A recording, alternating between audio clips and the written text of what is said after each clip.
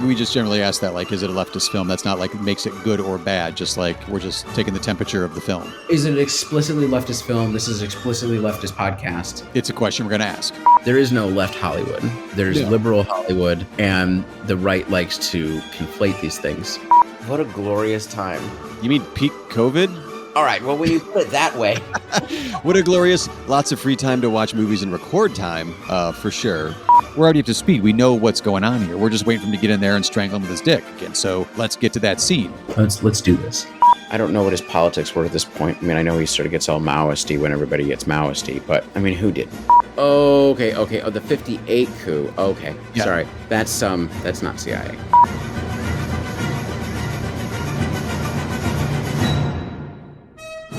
This is a werewolf episode, God damn it. Just not the one you were hoping for. Yeah, and when that happens, when the werewolf comes out, you're like, God damn, all right, this movie's awesome.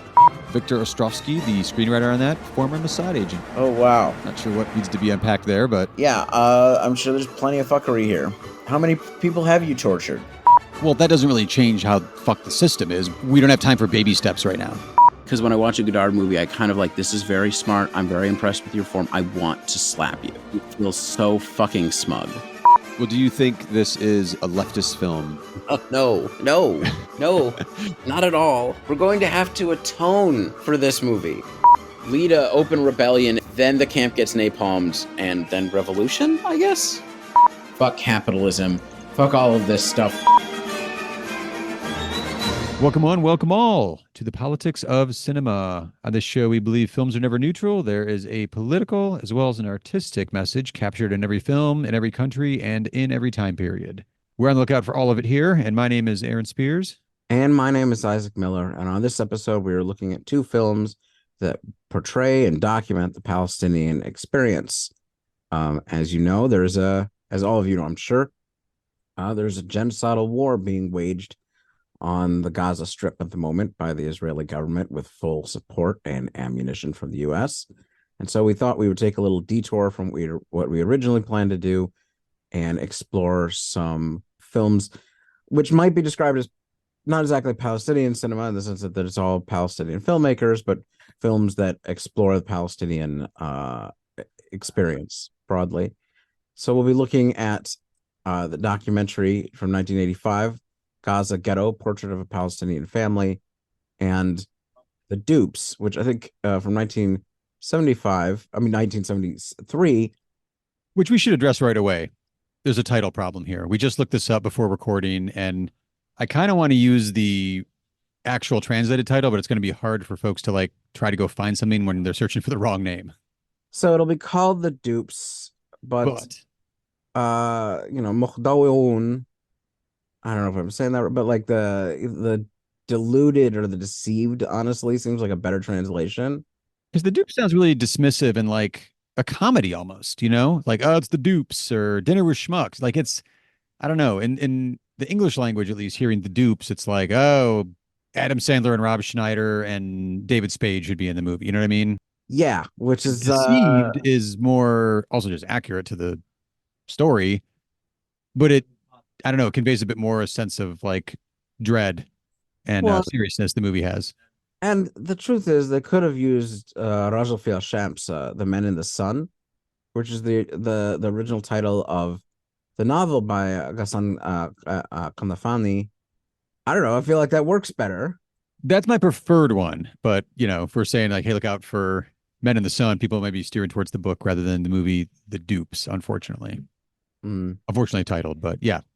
Indeed. Also worth noting that we interrupted what is a comedy that we chose on purpose from Louis Buñuel, The Exterminated Angel. And there's going to be no comedy at all here today. None. Really, really not any. Other than the comedic translation of The Deceived to The Dupes. That's about where anything remotely light ends. Which one do you want to jump into first, Isaac? You mentioned the documentary.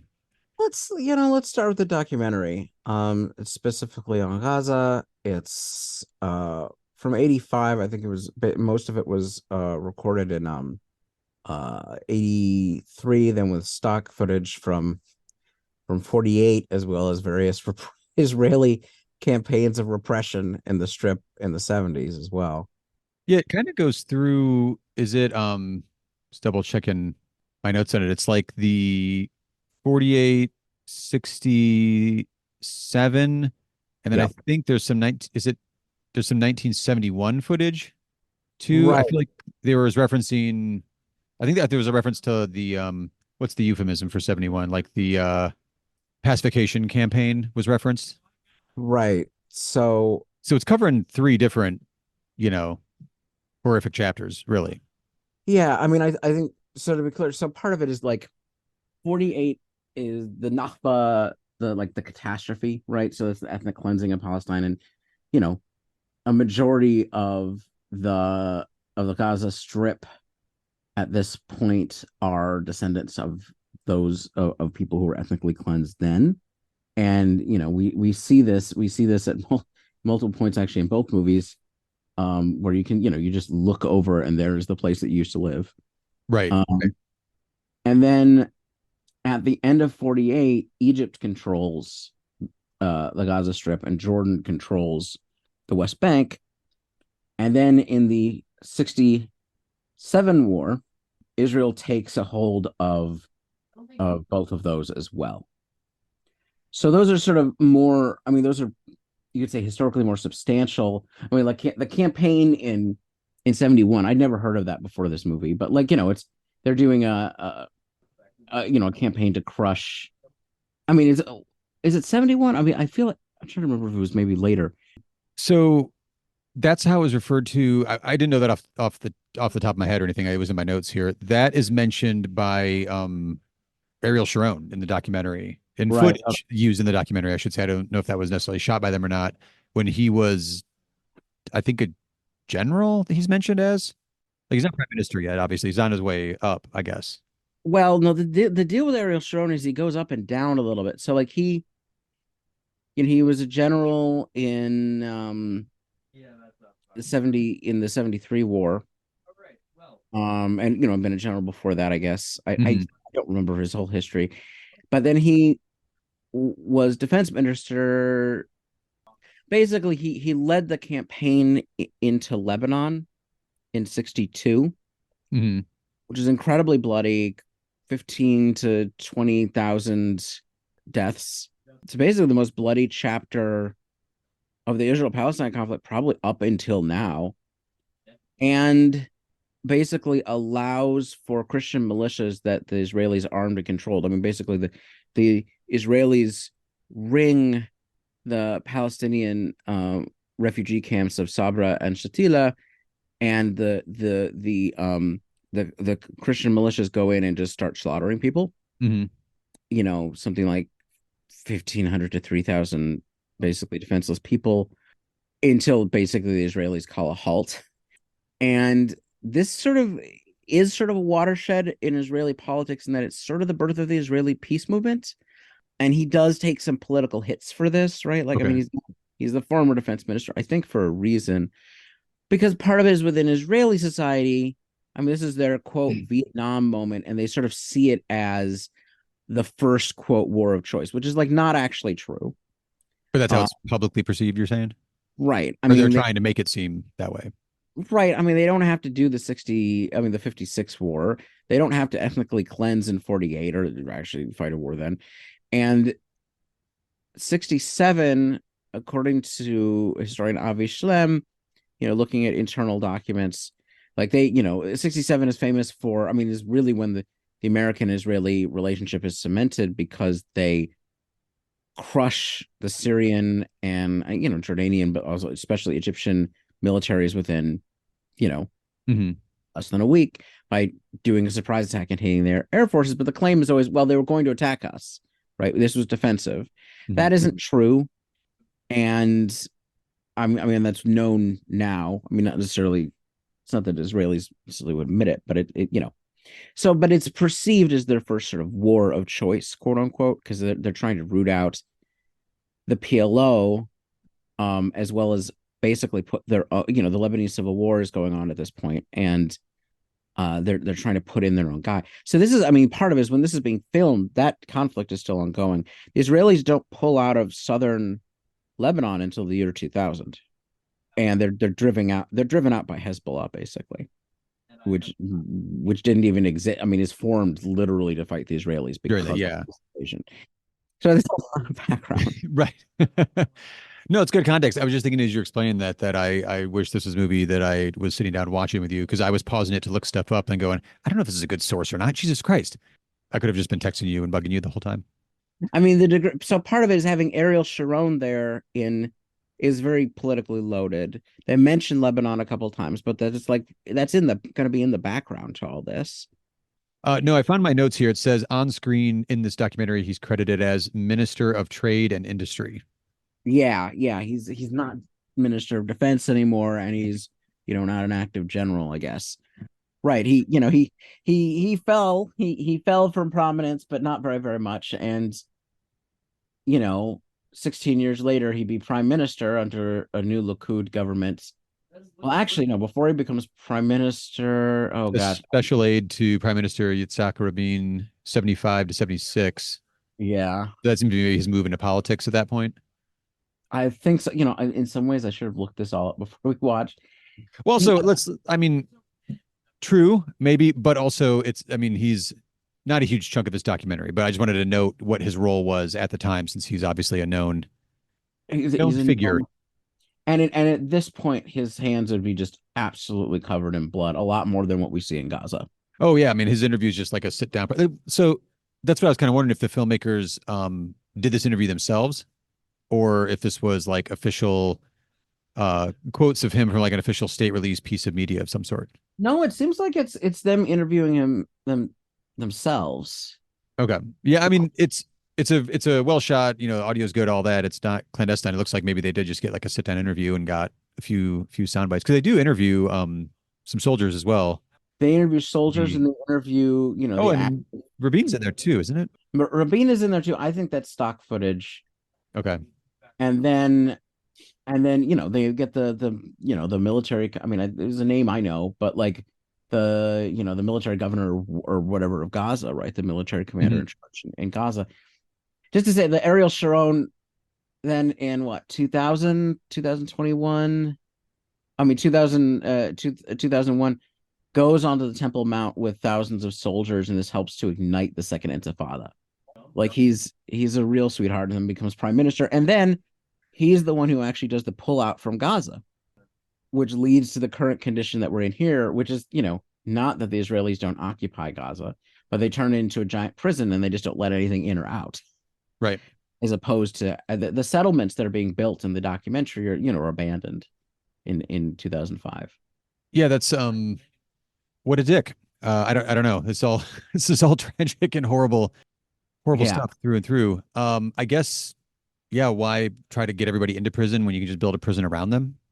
Well, and part of it, you're not going to do that in the West. I mean, in the West Bank, in a certain sense, you could say that the little pockets of Palestinian control, you could say in themselves are prisons in a way. I mean, they are, but Gaza is not as politically important. It's not imagined necessarily as part of the historic biblical land in the same way.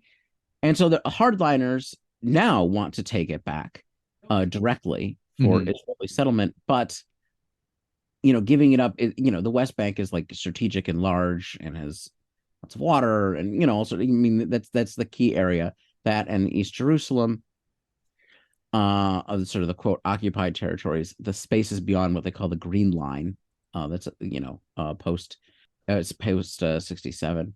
The other thing to note here is this is three. So up until this point, the locus of Palestinian struggle has been, in the early 80s, has been in the diaspora, basically. So the PLO is not based in the occupied territories. There's guerrilla activity there, and there's protests, and there's all sorts of resistance. But they're operating first in Jordan. They're driven out of Jordan, and then they operate out of Lebanon. They're driven out of Lebanon in 82, 83, and what happens is that in 87 the first Intifada begins, which is uprising in the West Bank and Gaza and East Jerusalem. And that moves the locus of sort of Palestinian resistance into the occupied territories for the sort of the first time. So we're seeing this just a few years before that starts, right? We're seeing that 4 years before that starts, and you can see the conditions that lead to this. Oh yeah. Anyway, so this is some background, at least from my basis of knowledge. But yeah, do we want to? Well, I was going to say it's a good transition point too, because that is all great background information, but it being sparked from the fact that, Ariel Sharon at one point pops up and is like, what the fuck is he doing? I'm like, oh, okay, I need to find out what was he doing at this point in time and what had he been previously up to. In the scheme of the whole documentary, I don't say irrelevant, that's the right word, like kind of unimportant, because the focus here is not him or, any of the Israeli military or the campaigns or anything like that. It's about just day-to-day life of a Palestinian family. And you get multiple generations. Like we said earlier with the different dates, the main, I guess it'd be the main father, Mustafa, if my notes are right. He is, I think it's him, because he's the main guy that we're kind of with the whole time and experiencing his extended family through the 48 exile, the 67 war, and the 71. What I'd mentioned was how it was referred to as the pacification campaign. So it's just tragedy after tragedy after tragedy for him. But he's really he recounts how his family fled their home village of I wrote down Dimra, Dimra. Dimra. Yeah. Well, you've got. I only have the English tongue, so I'm leaning on your pronunciation skills here. You'd be surprised how much I screw that up. Did you just spend 2 months studying Arabic this summer? I don't embarrass me here. That doesn't mean you get it right. So you're an expert. I get it. I'm just saying it's gonna be better than my pronunciation. Well, the problem is that when if I see it in Arabic, then yeah, I pronounce it right. If I see it in English, it still isn't. Oh, fair enough. Fair enough. Okay. So they arrive in Gaza. They're helped by some UN relief works agencies. And then he's kind of describing the experiences in the 67 war when I think it's the grandfather then. He's talking about how he decided not to leave then. He's going to bolt up the door with his family and kind of a choosing to die together rather than to just keep moving and live with all the loss and whatever. So you get a full, I think, a pretty interesting, very full and tragic portrait of a whole family and the decisions that have been made throughout the family and throughout the generations to get everyone to where they are right now as the documentary is being filmed. Right. I mean, so part of it is, there's so many levels of poignancy here. It's hard not to read this to the current moment. The refugee camp that they're in, I think Jabalia, yeah, is earlier in the current war was the site where the Israelis lost Wolf Blitzer, because you find this footage of him where they basically killed 200 people supposedly to get one Hamas commander in this camp. Oh, that was this one. I remember that. Yeah. I mean, news-wise. Yeah. Oh, Jesus. And you don't get a sense in this, or maybe it isn't as densely populated as it will be. It is one of the most densely populated places on the planet. And, there's this moment of just like, what you did, what? So this is actually where we are, right? They're literally there. And it's just hard not to see these places, to think about how the children would be now, 40 years later. It's yeah. So, we follow their family. We sort of see them going to work. We see the repression. They talk to multiple people about home demolitions and sort of the policy of home demolitions, which is something a policy of the Israelis actually picked up from the British during the British Mandate and just have kept it going, like collective punishment through home demolitions. But like the way they sort of describe this, and they intersperse it with the Israeli commander saying, oh, we would never do anything against the law.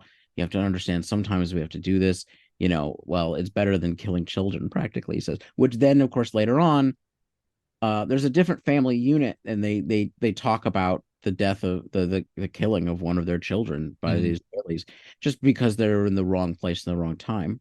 This is an 8-year-old boy. But I think, so it's just one hard thing after another. And the film, I feel like the film sort of ends, or the key moment is them doing something which would be unimaginable today, or maybe even by the 90s, I'm not sure, where they leave Gaza and go and try to visit the farm, the land where their family used to live. Yeah. And the Israelis who live there now, one of whom has very good Arabic. I mean, part of it, you never, Israelis both learn Arabic, but they also can be Mizrahi Jews, which means that their families would have spoken Arabic before they came to Israel, like Eastern, from the Middle East. But they're getting this argument about the land that they used to live on because they can see it from where they live. Right.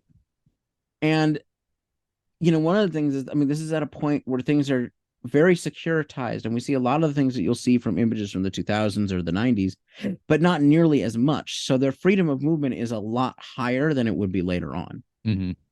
And I think you watched the documentary from 2019. Yeah, Gaza Fights for Freedom 2019. Where the movement is nothing like that. Like Yes. Actually, I mean, if you really want to ruin your afternoon, but be fairly immersed in documentary style, in a time capsule reality and fairly contemporary, those two back to back would be interesting viewing. Yeah, I didn't get a chance to see it before, but I'm going to try to watch it next. There was something with the way I didn't watch them back to back, but pretty close succession days apart or whatever. And it's really interesting from a documentary aesthetic point of view of seeing Gaza Ghetto, Portrait of a Family, and how the filming techniques were in early 80s as they're filming this versus the drone footage and like the crisp, clear images in Gaza Fights for Freedom from 2019. This one I thought felt much more like intimate and immediate to me in a different way because the people that are being interviewed and captured for Gaza Ghetto don't have this is one of those problems with doing documentaries on this show. Because like I'm looking at it from a film point of view and I don't want to sound like I'm lacking humanity, but there is a performative nature when a camera's on you nowadays. Whether you're being interviewed in a war zone or if you're being interviewed in like a boardroom just talking about your shitty military policy for your country, there's a performance aspect to it that is nowhere to be found in Gaza Ghetto, which I don't know. It rings more sincere and true and honest to me. Not that Gaza Fights for Freedom doesn't. I think it's a stellar documentary in a different way. But here it's just I don't know. It's on the ground like reportage in a very immediate and close and frank way. Yeah, it's very understated. Yeah. Which isn't to say not impactful. Like it'll wreck you. It's very emotional and immediate and just it's just tragedy for tragedy writ large on screen for you. But I feel like, part of it is that you see these things, you see sort of daily life, you see people moving around, you sort of stick with the family and then you sort of shift to others. And it's like there's a direction that things are going in, but it's not plotted, right? It's not necessarily telling right a story exactly, if that makes sense.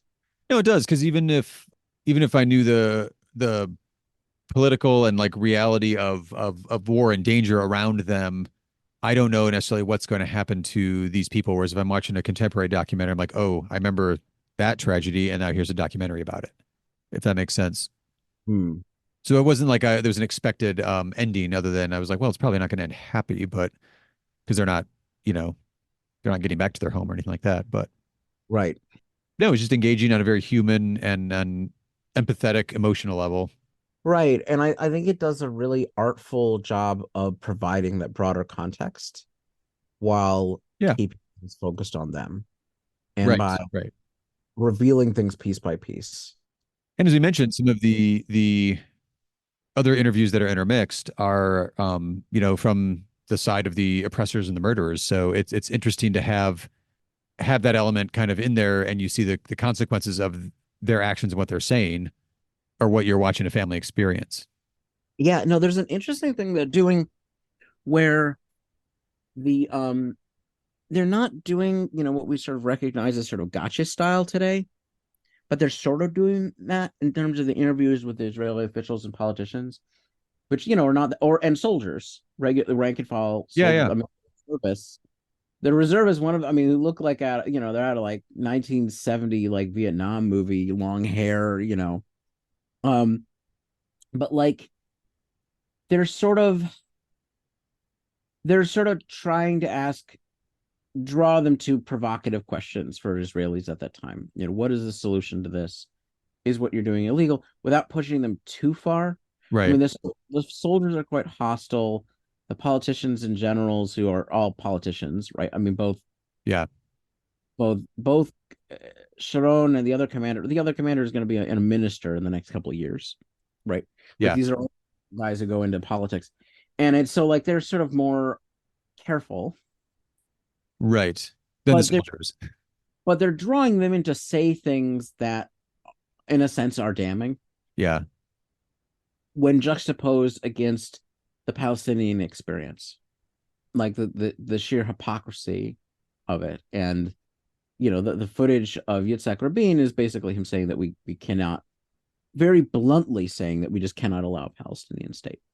Sharon does this thing where it's like, well, there already is a Palestinian state, and that's Jordan, which is bullshit. Part of it is the majority of the Jordanian population are Palestinians whose families were ethnically cleansed in 48. And supposedly it was potentially going to be part of the Palestine Mandate under the British. So there's an argument that it's the full, like, this could have been Palestinians, but it's not. So this is one excuse. And then Rabin is more blunt and just says, no, we're just not going to allow this to happen. Yeah. Whereas you see, Palestinians, basically the centrality, I mean, in the ways that sort of children, you both see sort of, there's a scene where the children are talking about their schooling, which this would be these UN run schools, in which Palestine isn't even really in their own textbooks. Oh, right. When they tongued the little girl or the girls Yeah. towards the end. Yeah. And they're just like point blank, they're like, oh, it's not in there. Like, Yeah. oh, Yeah. I don't know how this would work. I assume the Israelis are actually controlling the curriculum at this point because they're under, direct occupation rule. well, and allies, I would assume too. So I mean, It's if it's a school system set up by the UN, I mean, well, that's a very complicated discussion. right. So the UN's role in all this is, the UN is not really one thing in these conflicts. I mean, it's generally a support for, in some ways I think it sort of provides it's both a weapon that Palestinians historically have used to target the Israelis diplomatically, and sometimes successfully, especially in the 70s, in the General Assembly, where you don't have a veto by one of the Security Council members. And at the same time, and it's sort of generations of Palestinians have been raised with UN schools and so forth. So it's, in some ways, it's cleaning up the Israelis' messes, the occupying powers' messes. But it's not a positive force, but it's ambiguous, right? I mean, and right now, I mean, the current war has meant the death of more UN employees than basically any conflict anybody could remember, because the Israelis don't care, and they're mainly Palestinians. So who cares? They don't care who they kill. But yeah, no, so that's a striking moment. But you see how children are socialized and not forgetting, right? They're taken to the land. They're taught about their family. And there's sort of this harrowing scene. There's the boy, the mother of the boy who's like 8 years old, who'd been killed by the Israelis the year or several years before. Yeah. And there's a scene of the mother and father trying to talk to an Israeli lawyer about what they can do. And it's basically, well, if you lose, you're going to have to pay for this. You have to pay for the whole thing. And also, they will not produce any of the soldiers on hand. You will have to find them who were who were fighting, like on duty that day that your son was killed. Like, you can see it's like this. I mean, this is such you can see the trap that Palestinians are in the sense that, like, in a formal democracy, which of course they can't take part in because they're not, citizens. Right. They're occupied, but with these formal liberal democratic forms on paper are actually entrapments for them, because of course the system, won't let them, from the outside, it looks like, oh, you can sue the Israeli state. From from the inside, it's like, well, good fucking luck. Right.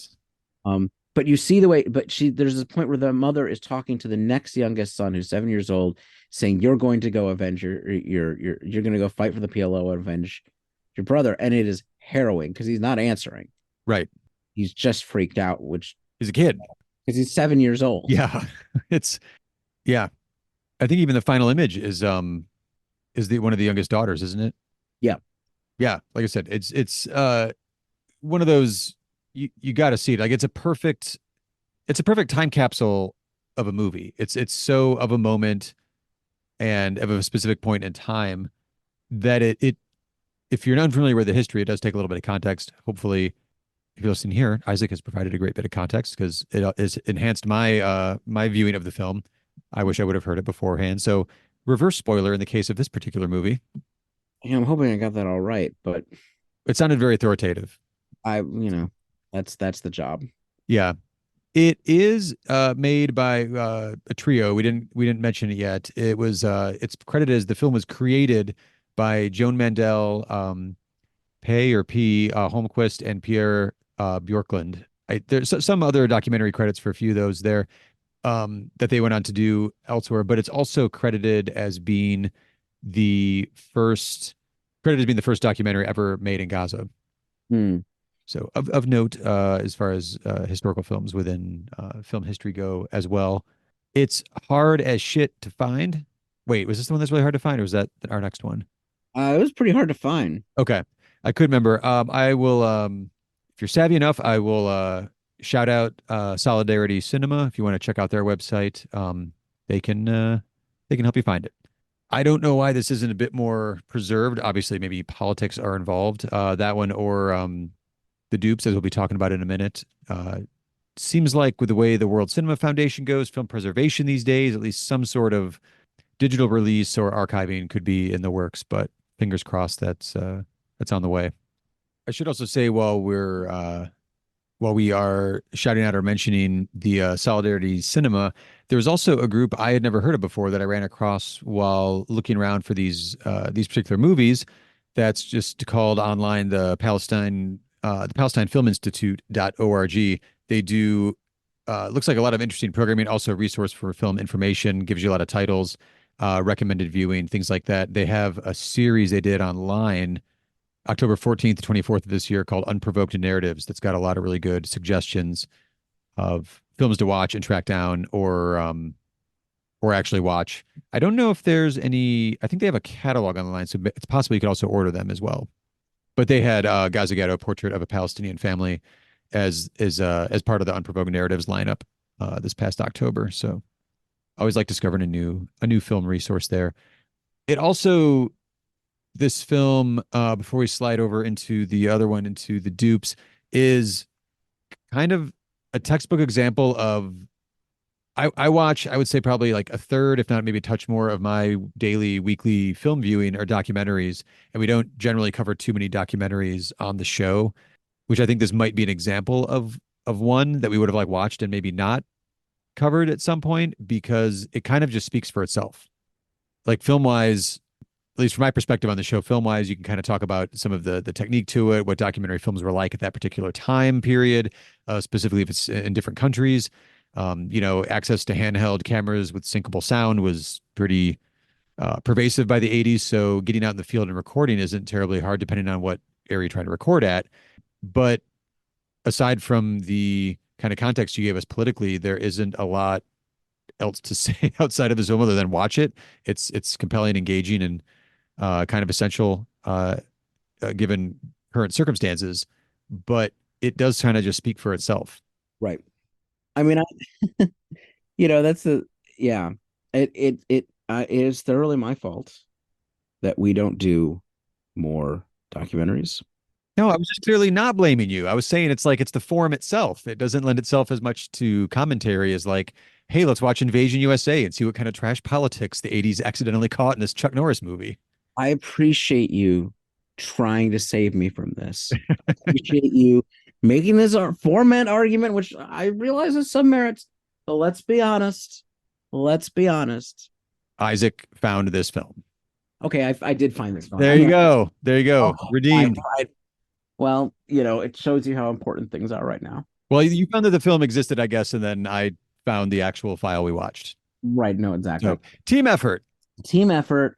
I'm actually at this point, I've turned a corner. I actually, despite the formatting issues, I would actually like to do more documentaries on the We'll get there. We'll get there. But well, before we move on, leftist film seems. I mean, Jesus. I mean, it doesn't have to be technically, but generally speaking, a film like this would be associated with the left. Okay, yeah, association, if not outright. Well, I feel like the way that it's like we mentioned earlier, not like gotcha moments, but like edited together to show like here's what one side is saying, here's what one side is experiencing. It's pretty obvious who's, full of shit here. So I feel like there is a point of view they wanted to get across in making it as well. Oh, So, absolutely. yeah. I think I just mean in the sense that it's not the traditional socialist left or something like that, but like Oh, right, right. I mean, this is something that I would generally associate. These, I don't know what the director's positions are, but this would be a film that would find its audience in the left broadly stated. Good way to put it. Good way to put it. And if you head over to Solidarity Cinema's website, you'll see what their associations are. Right. They have a lot of films we've covered. I'll just put it that way. And the next one we have up is, as we mentioned at the top of the show, is called The Dupes. God, even the way I feel like I'm saying it, it's like disrespectful to the tragedy of and the quality. Like, 1973, The Dupes, aka The Deceived, or Men in the Sun, from the book. Mm-hmm. Another one, I think this one was. Oh, this one I think I found because it'd been on my my insane letterbox list of to cover on the show someday, and it's got like 270 some movies in there. A lot of it is straight to video garbage. I found that was made during Reagan's America and pumped out to video stores, but which is to say a lot of that we're not going to end up probably covering, but maybe watching and having a laugh at some point. The Dupes has an interesting kind of background. Not pedigree is not the right word. I'm full of all the wrong words on the show today. It's a Syrian drama directed by an Egyptian director from a novel by a Palestinian author and set in Iraq. You get all that right? Yeah. I mean, the author is Ghassan Kanafani. I'm saying that right? So this is just embarrassing. I'm a historian. I read things. No, I have trouble sounding things out. I know, I gotcha. But no, my face is red here. But he's extremely famous. He's assassinated by the Israelis in retaliation for an operation that the organization he'd been part of carried out in the early 70s, like many Palestinian political leaders and artists and novelists. I mean, obviously we've seen this continuously in the current war where they've just assassinated a major poet. I mean, it's very clear that they're targeting their houses. Over 60 journalists. It's not an accident that those journalists are dying at such rates. Obviously, a lot of Palestinians are dying, but like the idea, the Israelis, it's noticeable. I mean, the other thing, the current war is that they hit the Gazan archives. And this is a consistent thing of targeting or trying to steal archives from Palestinians because you're trying to take their history, you're trying to take their leaders, and you're trying to take their history. You want to dissolve them as a people. That means they should not have a recorded history. So this, and I mean, so in itself, this is a testament to the failure of those efforts, that this exists and is one of the first Arabic language films to deal with the Palestinian quote unquote issue. The author was associated with.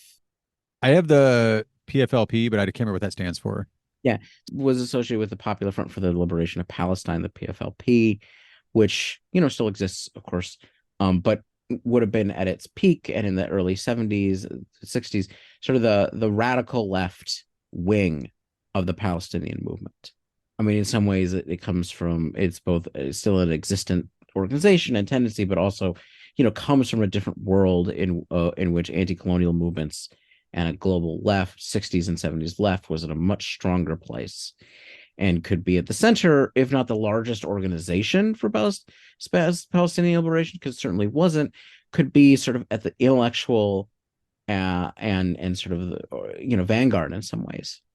So, I think, to answer the question for the end very early before we jump into the movie, I consider this a left-wing movie. I think the director would agree with you. Yeah. Tawfiq Salah, Saleh. Saleh, yeah. As I mentioned, he was an Egyptian filmmaker, and there is a run. I feel like I associate it. I think the world of film history generally, when you hear like neorealism or realist cinema, they'll go to the Italians. Mm. So I think this is the ripple effects from a certain aesthetic and a certain style of making films. And he was one of the pillars. He was one of the pioneers who brought that to Egyptian cinema. He only made 7 movies. This is the only one I've seen. But I think something like, Rome Open City or Bicycle Thieves is kind of that aesthetic, that approach to telling the story is all over this one. It's on the ground. It's with the people. There's not huge sweeping establishing shots. There's barely even like, some medium shots when they're out talking. It's a fantastic example of realist cinema, and it really reinforces how much I hate the name of this movie because I even have like the poster in front of me now, and it looks like four buddies, kind of like arm in arm, just like walking down the street, almost laughing.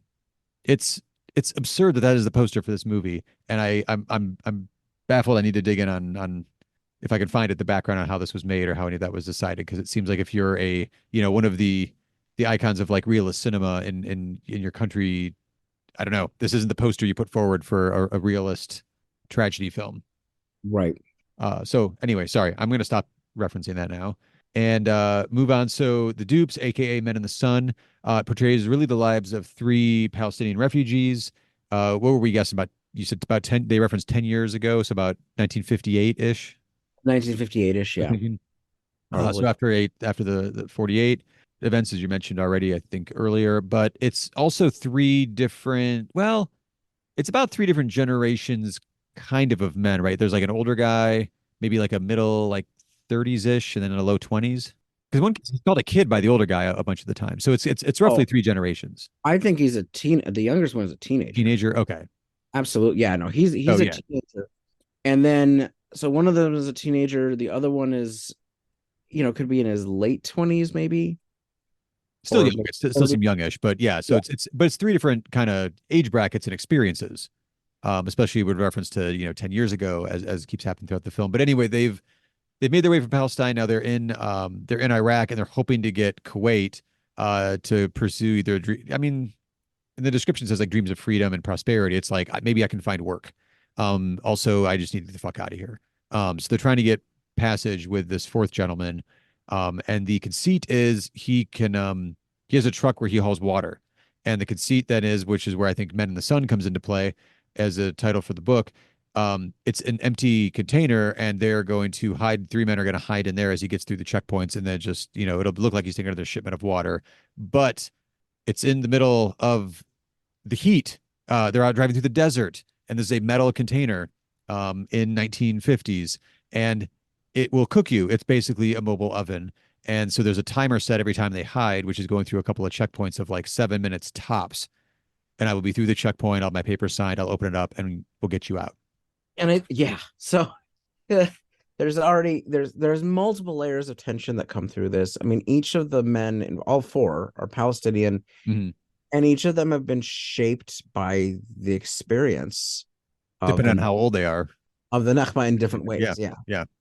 The younger ones more so. I mean, I think the middle one, who's in his 20s or 30 maybe. I think he's more in his 20s. I was thinking that too. Yeah, he could be in his early 20s even. But less directly, the youngest one definitely, from childhood, but also the effects of being a refugee and in poverty. But the other two are deeply broken and scarred from the experience of the 48 war, sometimes directly physically and sometimes emotionally. And we should talk about the filmmaking structure, right? The choice of the use of memory in this. Yeah, it's really kind of fascinating the way he is not just directing them and keeping it very naturalistic, but it's like there's flashbacks, almost flash sideways at certain points. It's certain lines or questions as these guys interact will trigger a memory or the answer to the question that was just posed to them. Sometimes it's only 30 seconds here or there. Sometimes it's extended scenes, but it really, I don't know. It's these awesome little injections of humanity where like, as you can feel the doom, the dread coming on this one, but it slowly builds like your empathy and it just, I don't know. I'm having a hard time describing this one. It goes back to earlier in the life. It slowly shows you through these flashbacks how the men got to where they are right now. It provides layers of empathy and tragedy, Yeah. both in terms of sort of mundane, like how they're dealing with the traffickers, how they got to this point, how their family, how their various family situations, from the youngest one whose brother is already in Kuwait making money and is not sending money anymore because he's getting married and doesn't think his younger brother should get an education because it's a waste of time. And his father has remarried and abandoned his family, sort of. I mean, it's complicated because I think the woman he's now living with, who was a woman who had lost her leg in the 48 war, right? Mhm. And so seemed unmarriageable. So he's an older man, but he went in and married her because thanks to the alms that she had collected on the street, she had been able to get a 3-room house. This gives you a sense of the conditions. And so he could rent out one of those and then he could live in the others. And they'd even offer, I mean, she's not seen as unsympathetic, right? Mhm. She, this woman, who his father remarries, his father seems both sort of callous at one level, but also you're actually given some space to have empathy for him, as well as the younger boy's mother. But basically, I mean, they say like, well, we offered to allow the rest of your family, your mother, to move in, but she won't do that. I mean, obviously, this is a massive blow to her, and it's a really shitty thing to do, to abandon your family, sort of. But you see, as the teenager is walking off to go to Kuwait, the woman who has remarried his his husband is praying. I mean, that's what she's doing. Mhm. It appears that she's praying basically for his safety and survival, which gives, I mean, I think that's actually a really powerful bit of this sort of nuance of life in a ethnically cleansed diaspora, right? That Yeah. the choices that people are making, you see these people, people who have been broken and hurt in so many different ways as they try to like rebuild lives after they've lost everything. Yeah. You get the image. I mean, I believe it looks like where the older figure who we sort of start with, who was a farmer, who was Felahin, who was a farmer, a peasant. In the opening scenes, you see, once you get past 48, because you see before 48 and his sort of relationship with education, his relationship with, his sort of touchstone is actually the village teacher who had been like a secular man but knew how to shoot a gun, basically, Mhm. right? He knew how to pray, but he knew how to shoot a gun. He was killed in 48 when the Zionists actually attack. And so he's thinking of this man, this man sort of as an anchor for, he should be, that this man should be thankful that he died there, that he didn't have to live through what they lived through. But you see, he has that look where he can see his land from where they are. I think he's in Gaza. I think that's the idea. So maybe well, maybe not. Maybe he's in the West Bank. I'm trying to think of what the easiest access route, but it's oh, there's so many layers to the use of these things, Yeah. to the use of flashbacks for each of them. And it infuses the film rather than like feeling distracting because they're on a very perilous journey. And once like the last 45 minutes really starts off, I mean, it's essentially Wages of Fear, but with humans instead of nitroglycerin. It's clearly a ticking time bomb situation, and pausing or cutting away from that you'd think would kind of diffuse the tension, but it really doesn't. It actually makes it even harder to bear in some of the scenes because you're getting more and more information about these guys and what brought them to this particular situation. And it has speaking of like you mentioned some of the side characters too, I think it's the hallmark of some of the best realist cinema, no matter what country it's from, where and I think it comes across as one of the elements that makes it feel like realist cinema is that it's not one note characters. Even side characters are a little complicated. You know, it's a little like, oh, what are they doing here? I'm like, oh, okay, well that's interesting. And you could easily have just like the camera could have just stayed with them and you'd be just as interested. Yeah, no, I mean, I think it actually ends up being a really beautifully made version of this, and I think the sort of neorealism combined with the memory style makes it an increasingly powerful film as you go along. Yeah. I mean, so part of it is they're all desperately trying to get to Kuwait. This is in the 50s. I don't know the history of the Kuwaiti oil industry, but basically I think that's what's going on here. I mean, this is before the 70s when things like take off, but even in the 60s, in the like 60s or the 70s, like, this is going to be a place where there's going to be more money.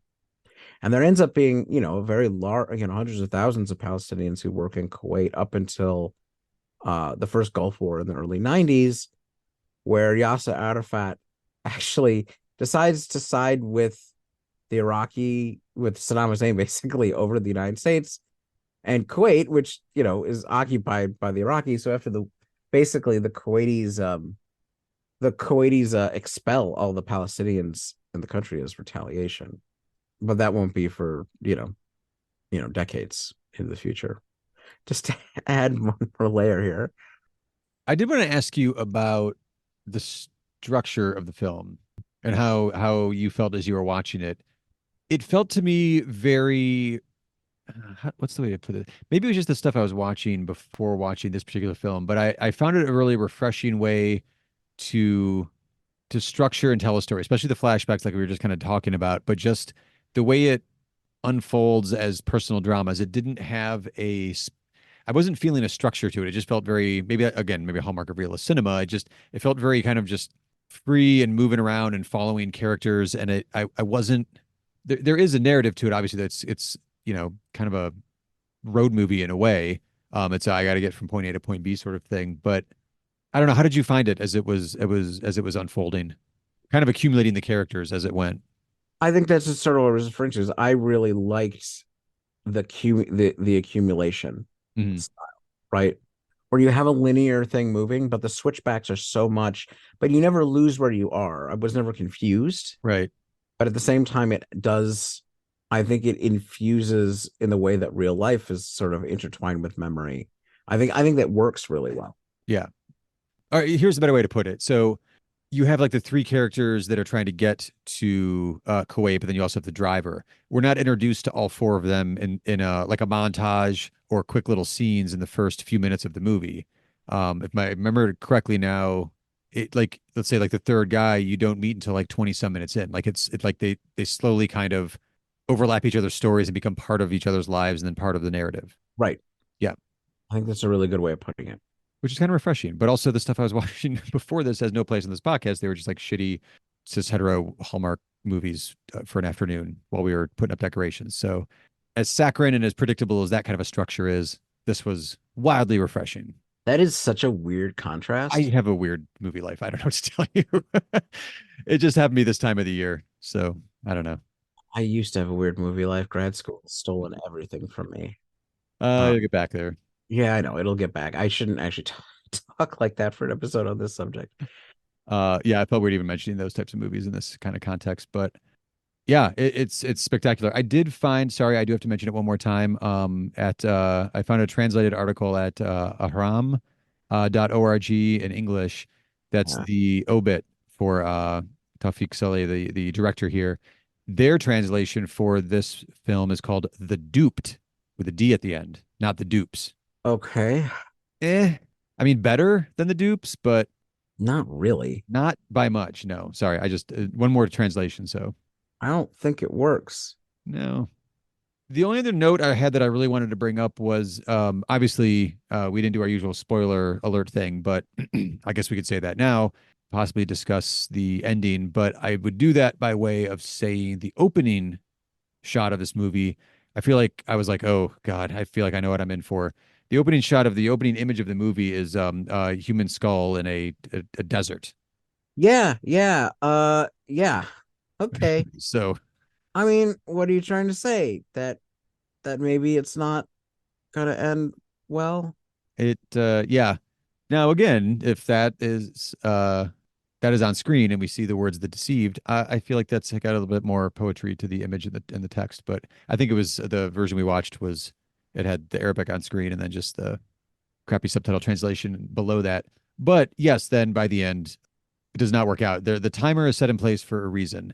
And I thought it was actually, and I guess this would be really be credit to, I'm assuming it's in the novel as well.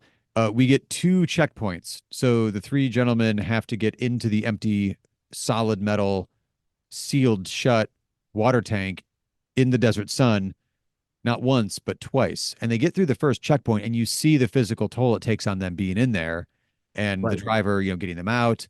And all of that, and a kind of discussion there of how long it really was. And he's like, "No, start your timers." Like, I was, the driver seems very, very sincere about it, but also he's not in control at the checkpoints. It's going to be what it's going to be, but you don't just get one scene of it, you get two. So you get to see really the physical toll of it, and they have to get basically right back in, moments later to go through the other checkpoint. Where we should mention the driver they have now, like we said, another fellow Palestinian man, obviously the older generation too. I think he matches ages with the other older gentleman pretty closely. He's been castrated, so he's dealing with his own trauma, and horrors personally as well, and this meager existence he's carved out for himself here. At the final checkpoint, the distraction happens because he's going in to get, his paperwork signed and then stamped. And the guys working at the office are all picking on him about hooking up with a dancer or a woman, like literally something he can't do. And this takes, far too long. I think 15, 20 minutes when you see his clock, which is why, the other three men then end up dead in the empty water tank in the sun. Right. Well, so he works for a powerful Kuwaiti who, Al-Hajj, basically, I mean, he has this water tank because he goes, like hunting in the desert. And so he's got this water tank truck, and he's disappeared with it for a while. And it's not like clear why he's done that. So they're giving him shit. He's in, like, you're in trouble for all this. And they just literally, I mean, it's just the most idle, like, bureaucratic bullshit while these guys cook in there. Oh yeah, it's just horrible, like office gossip shit. And it shows sort of the power relations at the border to a certain degree, but it also is just like, he's somebody in the movie where it seems like he's at the law after his castration, everything has become about money. Right. I At think the he same basically time, says that at some point. he says that repeatedly. Yeah. And at the same time, it's also very clear that he actually is not without emotions. He is actually concerned about his fellow, his fellow Palestinians. But I mean, he's sort of stuck with both. He's stuck with both sets of emotions.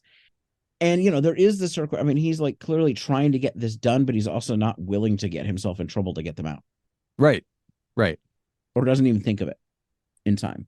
Right. Like, yeah, it's hard to tell if it enters his mind or not because he's clearly like he's constantly just shoving the paperwork in their face. Like, just sign it, damn it, just sign it, just sign it. So like he's clearly aware of the ticking clock. But yeah, I don't think I ever got the vibe that he was just gonna like run out the door and start driving because, like you said, there goes my gig, there's the job, at minimum. yeah. But yeah, then we have that ending and credits. You watch these back to back, Isaac. How you doing? I actually think we don't need to do that. I think giving him a little space isn't even a bad idea, Little space. I think these movies are a lot together. And I think structurally I mean, you've said this before when I'm like in a situation where I have to like watch things, pretty soon, right before we're showing. It's better to have a couple days to let things marinate. Yeah. And I think these are two movies where I wish I had more time to do that. But I still think, I'm glad that we got two movies on sort of Palestinian experience, and I'm glad that I'm glad that they're very different. Yeah. I mean, like we said, like you explained, there's some overlap because, they're all that's one's a documentary and then the other one's taking place is set in the reality of a situation. But you also have a documentary and a fiction version. So you have that contrast there. And you did say as before we even got into talking about it, but a true, leftist film with a point of view and is saying something Yeah, I think here in this so. particular case. I mean, it says things about labor migration. It says things about the experience of settler colonialism and how it breaks people in multiple ways. It says things about multiple different I mean, we didn't really talk about, but there's definitely gender politics going on here. Mm-hmm. The way that people relate to their families, men relating to their families, and the need for women to get married, and the reason why. I mean, we didn't really talk about the guy who's in his 20s, but part of the reason he has money for this trip is that basically there's a guy who wants him to go do this so that the guy can marry, so that he can marry the guy's daughter, which he doesn't necessarily even want to do, but he takes Right. the money. Right. So there's all sorts of stuff going on. There are times where movies that seem far too cynical kind of annoy me.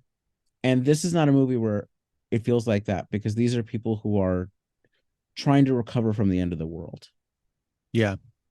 And also, especially in the case of the Dupes, aka Men of the Sun, you have what I'm guessing are non-professional actors. Like I'm not seeing a lot of filmographies, at least for any of the actors here too. So you're getting insanely heartfelt, very naturalistic performances, as is the case with a lot of realist cinema. Well, I'll say that statement with an asterisk next to it because there's not a ton of material out there on either of these films. A little bit more on the Dupes, I would say. Again, aka Men in the Sun. I did run across in trying to find some material on either of these or either of the directors of the movies. There is a book by Hamid Nafisi called "An Accented Cinema: Exilic and Diasporic Filmmaking," which I found a PDF, so I read this one chapter at least because I was really interested in his perspective on what he's saying by an accented cinema. His thesis is about how the personal experience of exile or diaspora how does that translate into the cinema that's produced from people that are, exiled. And I thought that was kind of an interesting perspective to take. He also has a little bit of commentary, which I'm a big fan of the idea, especially like I love regional filmmaking, even within the United States. I like different the filmmaking styles in different regions too, and different stories that kind of pop up in certain places. And sometimes you get regional films, and I think these are both perfect examples of that, that aren't necessarily meant for wider or let's say even like worldwide consumption, even on a film festival circuit. You have certain movies that maybe make their way nowadays to even at like the art house where we used to work. There's certain movies that are gonna make it to the art house screens from, France or Poland or I don't know, like just actually saw some stuff from Nigeria at locally here at the Cinematheque. There's only certain movies usually that make it over here, and it's because what's the quick example here? Amelie came out in the early 2000s, and everything from France had to be some whimsical romantic comedy because it would make money in the States. So that was basically what you would get as far as French films go in an art house or even a semi-mainstream release after something is a hit like that. There's no way, even when it came out, that the Dupes would end up getting a distribution deal with Samuel Goldwyn or even some indie distributor and get shown around here. If it did, bravo. I'm glad it did, but I couldn't really find any records of that. So you have essentially, like a not what distributors would think of as a non-exportable film outside of, where it was made and the audience maybe around that region. I think this one actually does work, especially the Dupes. I think Gaza Ghetto would need the context I think you provided when we were talking about it. Definitely enhances and gives good background to watching that if you're not terribly familiar with the history of that area. I think the Dupes actually plays out as just a fantastic bit of realist cinema, regardless of where it's set or what characters it's talking about. Yeah. But I do think that, the Palestinian context enhances that one as well. Even if it's, as a piece of drama, it works. Oh, yeah. But yeah. So that's it's our back to back I guess sort of double feature. I don't even call it double feature because I don't want anybody to watch these back to back. No, they're not. Yeah, that's not really what this is. It's just sort of looking at the range of what's been done. Yeah, usually we do two movies. It's a double feature episode, so I'm used to that. Thinking of it that way. Also, I mean, as the third one, we mentioned earlier in the show, Gaza Fights for Freedom 2019, directed by Abby Martin. That one I think was much easier to find. I don't remember where I found it at, but poke around, folks. It's out there. That one is worth watching as well. Isaac, do you want to tease now what is actually up next? Oh, I don't know. I think we did it last time. I'll just copy and paste from the last episode. No, we are going to Exterminating Angel, from 1962 by Louis Buñuel. We haven't done any Buñuel before. We were excited to do it. We ended up sort of canceling that one, but we're going to do it anyway because We need a laugh. we need to laugh. We need to laugh at rich people doing stupid things. Sign me up. But before we sign off, be sure to rate and review the show in whatever podcast app you are using. And if you enjoy the show, tell a friend or two or three. And if you love the show and feel so inclined and have the means, we have a Patreon page set up. See the links in the show notes. Until next time, folks, when I promise we will be laughing, I'm Aaron. And I'm Isaac. Stay safe out there as you protest against genocide and settler colonialism. But please don't lose heart. We're still in motion, and it's really important to not stop. Love and solidarity.